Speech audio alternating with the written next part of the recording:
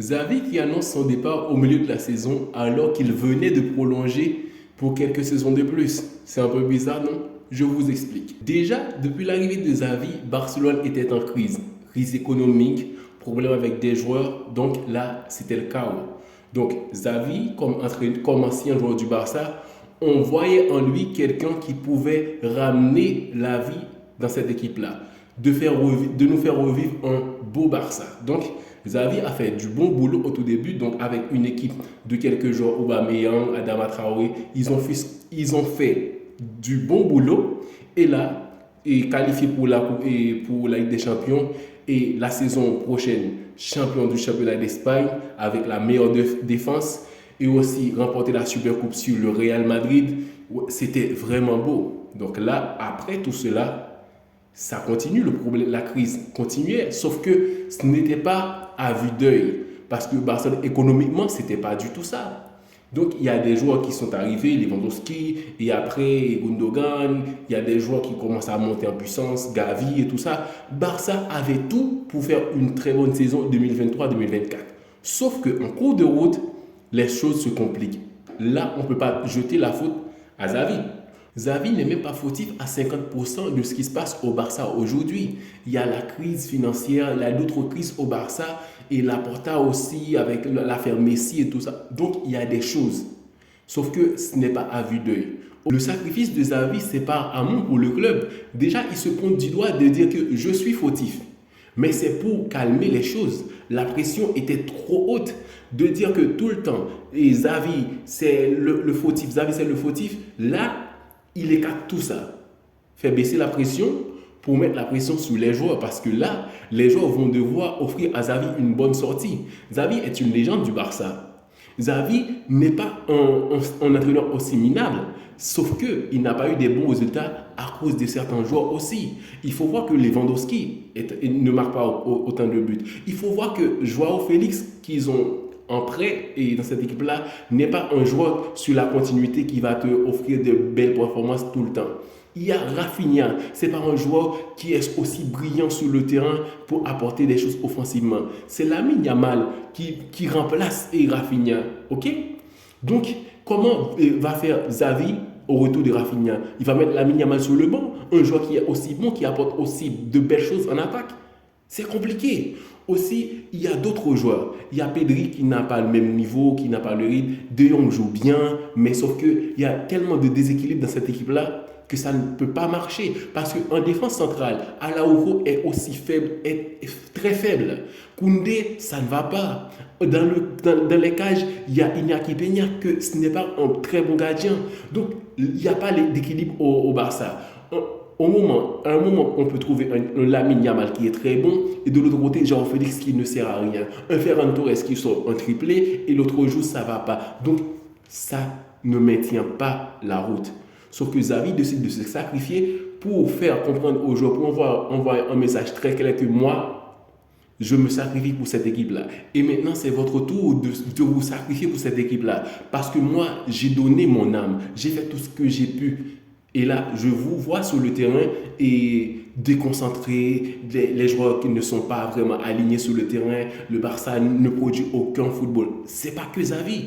Donc là, Xavi qui a décidé de s'en aller, c'est pour abaisser la pression sur lui-même et d'avoir plus de temps.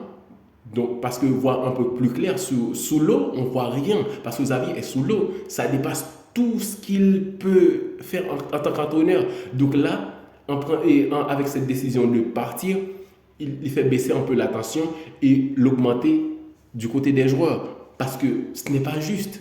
Ce n'est pas juste de critiquer un entraîneur avec tous ces joueurs-là. Donc il faut voir les joueurs sur le terrain. Il ne faut pas oublier, c'est un Barça qui est encore en pleine crise. Barça n'est pas en forme économiquement. Barça ne peut pas s'offrir certains joueurs qui peuvent vraiment apporter quelque chose dans l'effectif. Ils ne peuvent pas les recruter. Donc ce Barça-là est malade.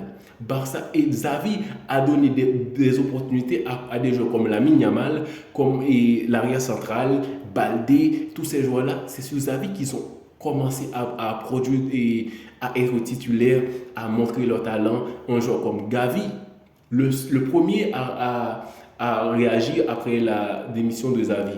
Donc là, Xavi a envoyé un message très clair de dire que je suis fautif, mais je ne suis pas le seul. Pour les fans du Barça, c'est beaucoup plus facile de jeter la faute sur Xavi après autant de mauvais résultats qu'aux 11 joueurs qui étaient sur le terrain.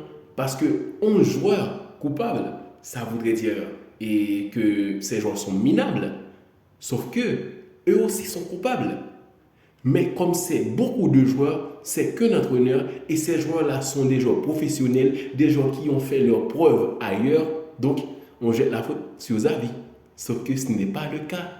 Donc, un Xavi qui a remporté la Liga et aussi la Supercoupe avec un Barça qui est en crise. Qui est toujours en crise. C'est ça le problème. C'est que le fait que Xavi avait remporté la Liga et la Supercoupe, les fans du Barça étaient heureux. Ils pensaient ils étaient sortis de la crise. Sauf que Barça était toujours en pleine crise. Sauf que pour recruter, c'était Gundogan, je suis libre, je vais jouer au Barça pour réaliser mon rêve. D'autres joueurs de la Masia et qui faisaient leurs preuves, mais ça ne voulait pas dire que Barça était sorti de la crise. Barça est en pleine crise, sauf que Xavi décide de se sacrifier pour pointer du doigt aux joueurs aujourd'hui, de dire que vous me devez une bonne sortie. Je suis une légende du Barça. Maintenant, c'est à vous de m'offrir une belle sortie parce qu'il reste encore le match face à Napoli. C'est pour motiver les joueurs, c'est de leur donner une motivation de dire si vous n'allez pas faire ce travail pour vous-même, faites-le pour moi, pour me donner une bonne sortie en tant qu'entraîneur du Barça. Parce que Barça va affronter Napoli. Ce n'est pas une si grande équipe que ça. Donc, l'effectif du Barça peut faire des choses encore cette saison. Sauf que Xavi, cette décision, il l'a pris pour le bien de l'équipe, pour essayer d'apaiser les choses, pour dire que jetez-moi la faute et là, les joueurs, aidez-moi. Parce que vous aussi, vous êtes mêlés dans tout ça. Donc, selon moi, à partir de cette décision de Xavi, il y aura des changements au cours de la fin de saison. Parce que Barça reste ce match important en Ligue des Champions, ce n'est pas perdu. Et Barça a une belle effectif pour continuer dans cette compétition.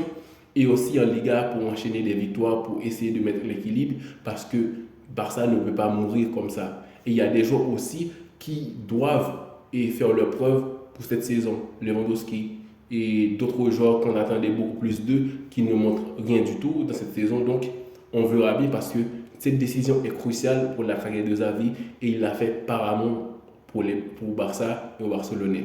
Ciao, ciao les coulisses.